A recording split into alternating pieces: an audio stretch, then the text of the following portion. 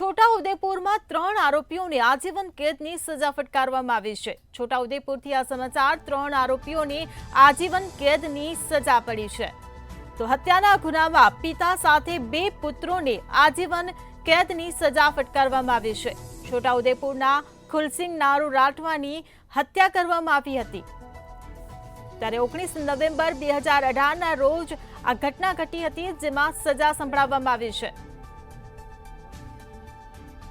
તો 3 લોકો સામે રંગપુર પોલીસમાં ફરિયાદ નોંધવામાં આવી હતી। ત્યારે કોર્ટે દરેકને અલગ અલગ ₹10,000નો દંડ પણ ફટકાર્યો છે।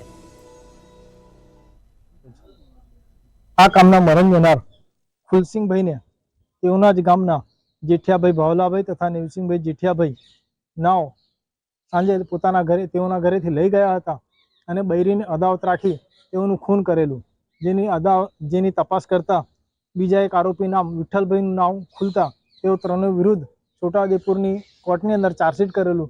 જે કેસ ચાલી જતા ડિસ્ટ્રિક્ટ જજ શ્રી પરાસર સાહેબ દ્વારા 3 આરોપીઓને આજીવન કેદની સજા તથા દંડનો હુકમ કરેલો છે।